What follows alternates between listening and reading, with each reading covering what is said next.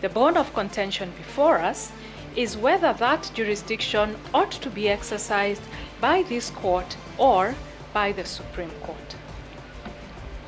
As we have already noted, the final version of the 2010 Constitution marks a clear departure from previous constitutional texts regarding the jurisdiction of the Supreme Court.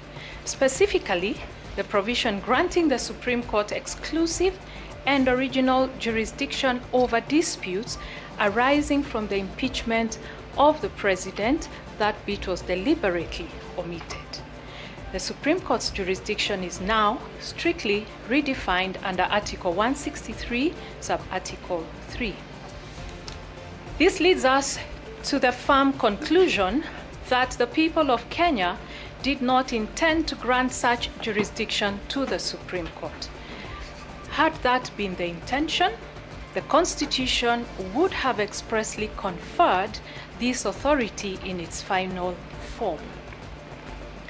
The Supreme Court has itself acknowledged that its original jurisdiction as outlined in the Constitution is exhaustive. This implies that any attempt to expand its jurisdiction beyond what is expressly provided for would contradict the Constitution's intent.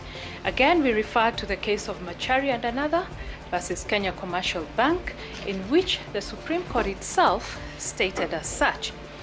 Article 163 of the Constitution provides for the jurisdiction of the Supreme Court in exhaustive terms, though leaving room for Parliament to prescribe further appellate jurisdiction in terms of Article 163 3b2, which stipulates that the Supreme Court shall have appellate jurisdiction to hear and determine appeals from any other court or tribunal as prescribed by national legislation.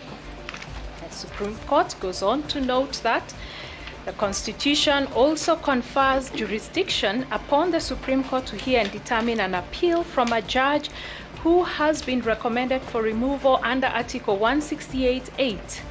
As far as we are aware, Parliament has yet to confer any further appellate jurisdiction upon the Supreme Court